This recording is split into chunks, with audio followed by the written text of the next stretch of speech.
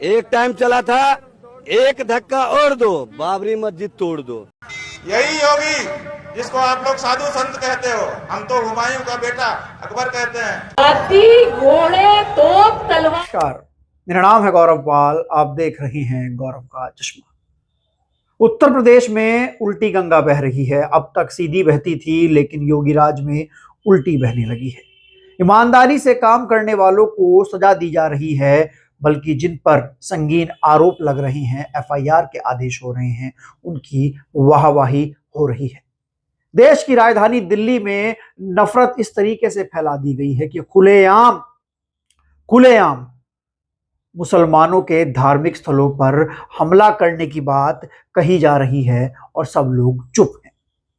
योगी आदित्यनाथ संत नहीं है, हुमायूं और बाबर का बेटा है। ये बात कोई मुस्लिम नहीं बल्कि हिंदू धर्म का एक बहुत बड़ा शंकराचार्य कह रहा है।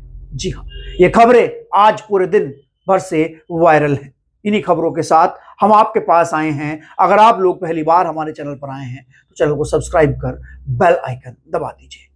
दोस्तों, आपको याद होगा संभल में कैसे हिंसा हुई, संभल में कैसे बवाल हुआ, संभल में कैसे एक धर्म के लोगों को निशाना बनाकर राजनीतिक रोटियां सेकी गई।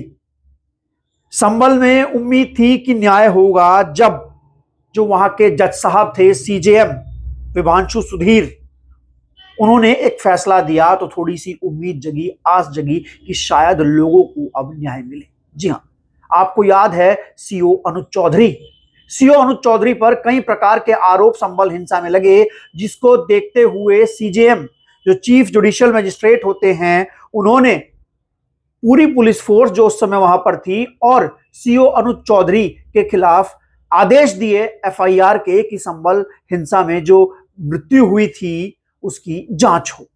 लेकिन अब ये देखिए कि ईमानदारी से काम करने वाले जज विभांशु सुधीर के साथ क्या किया गया। विभांशु सुधीर का तबादला कर दिया गया। दोस्तों, आप समझते हैं, तबादला कर दिया गया ईमानदारी से काम करने वाले जज को, जिसने यह कहा कि हिंसा की जांच हो, जिन लोगों की मृत्यु हुई है उनको न्याय मिले, फिर चाहे उसमें लिप्त कोई भी हो। उन्होंने सीओ अनुज चौधरी के खिलाफ एफआईआर लिखने के आदेश दिए और जांच की बात कही।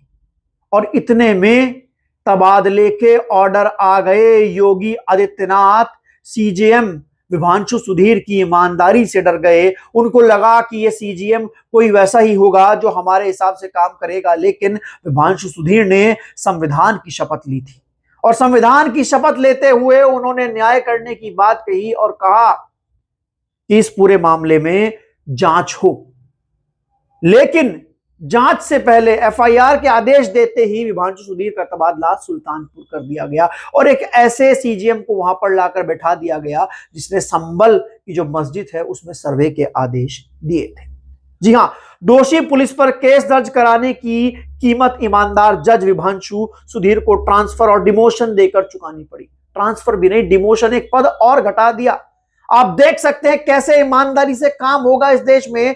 जो लोग इस देश की न्यायिक व्यवस्था, इस देश की जुडिशरी में लोगों का विश्वास कायम रखना चाहते हैं, ऐसे ऐतिहासिक फैसले देते हैं, उनका ट्रांसफर और उनको डिमोट कर दिया जाता है। संभल हिंसा का 57 संरक्षित निर्दोष मारे गए। संभल हिंसा में सबको पता है निर्दोष मारे गए थे, लेकिन अनुज चौधरी, जिनका रोल सब लोग जानते हैं कि अनुज चौधरी एक हिंदूवादी पुलिस अफसर कैसे गदा लेकर चलते थे, कैसे एक तरफा कार्रवाई वहां पर की गई, सिर्फ उसको बचाने के लिए ट्रांसफर कर दिया गया। जज साहब सजा पा रहे हैं और आरोपी बचाए जा रहे हैं, तो सोचिए संविधान खतरे में, संविधान खतरे में है। संभल हिंसा में एफआईआर की जांच के आदेश देने वाले, एफआईआर के आदेश देने वाले जज का ट्रांसफर बताता है कि उत्तर प्रदेश में अब गंगा उल्टी बह रही है, ईमानदारों को सजा मिल रही है। और आप समझ सकते हैं कि आगे ये जो सजा मिली है सिर्फ सजा नहीं, ये एक नजीर पेश की गई है उन सब लोगों के लिए जो उत्तर प्रदेश में ईमानदारी करेंगे, जो सांप्रदायिकता के खिलाफ लड़ने की बात करेंगे, जो सांप्रदायिक तबकों पर कार्रवाई करेंगे। ऐसे ईमानदार लोगों पर लगातार इस तरीके से कार्रवाई होगी।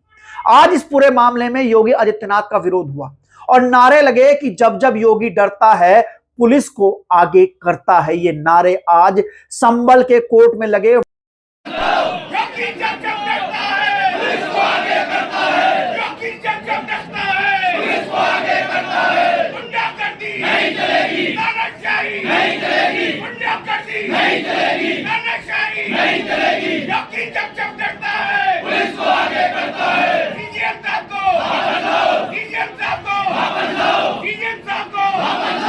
वकीलों ने जज साहब के ट्रांसफर और डिमोशन के खिलाफ मोर्चा खोल दिया।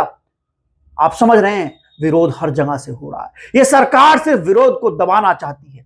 आप देख सकते हैं कि प्रयागराज में जो शंकराचार्य अभिमुक्तेश्वरानंद हैं, उनके साथ क्या हो रहा है। पहले उनको स्नान करने जाने नहीं दिया गया। शंकराचार्य जो कि आप समझते हैं हिंदू धर्म में बहुत बड़े धार्मिक स्थान पर होते हैं। योगी आदित्यनाथ अपने आप को संतों और साधुओं की सेवा करने वाला कहते हैं, लेकिन शंकराचार्य के साथ जो उनके छोटे छोटे सेवक थे उनको पुलिस ने कैसे मारा, बटुक ब्राह्मणों को पुलिस ने कैसे मारा, और अब ये एक बड़ा मुद्दा बन गया। इसका विरोध तमाम जगहों पर हो रहा है। इसको मात्र एक घटना नहीं कहा जा रहा है, इसको ब्राह्मणों का अपमान कहा जा रहा है। 3 दिन से शंकराचार्य वहीं पर बैठे हैं जहां पर उनको रोका था, और आज तो शंकराचार्य ने योगी आदित्यनाथ को बाबर और हुमायूं का बेटा कह दिया। कहा ये योगी कोई संतवंत नहीं है। यही योगी जिसको आप लोग साधु संत कहते हो, हम तो हुमायूं का बेटा अकबर कहते हैं, हम तो औरंगजेब कहते हैं, ये नहीं है हिंदू कहने के लायक। ये मंदिर तोड़ने का समर्थन करने वाला आदमी है। 150 से ज्यादा मंदिर तोड़ दिए गए, एक शब्द नहीं निकला इसके मुंह से, इसलिए कि इसकी मुख्यमंत्री की गद्दी ना चली जाए। मुख्यमंत्री की गद्दी को महत्वपूर्ण समझने वाला पौराणिक मूर्तियों के सामने क्या हिंदू हो सकता है? वो सत्ता लुलूप है, वो हिंदू नहीं है। इसके अलावा ओवैसी की शेरनी ने आरएसएस के लोगों को इस तरीके से ललकारा। जी हां, 2026 में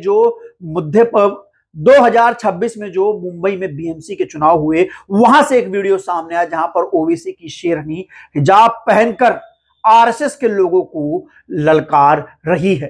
हाथी घोड़े तोप तलवारें, हाथी घोड़े तोप तलवारें, फौज तो तुम्हारी सारी है, पर जंजीर में जकड़ा राजा हमारा अब भी सब पे भारी है। आरएसएस वालों ने मोदी और शाह के अलावा हिंदुस्तान के हर स्टेट में सत्ते के कप्पों को छोड़ रखा है। जैसे बिहार में गिरिराज सिंह, आसाम में हेमंत बिस्वा शर्मा, दिल्ली में कपिल मिश्रा, यूपी में योगी, तेलंगाना में राजा सिंह, तो महाराष्ट्र में ये छोटा रिचार्ज नीतीश राणे, नवनीत राणा और देवेंद्र फडणवीस ये रात दिन मुसलमानों के खिलाफ काऊ करते रहते हैं। अब हाथी घोड़े तोप तलवारें, हाथी घोड़े तोप तलवारें, फौज तो तुम्हारी सारी है, पर जंजीर में जकड़ा राजा हमारा अब भी सब पे भारी है।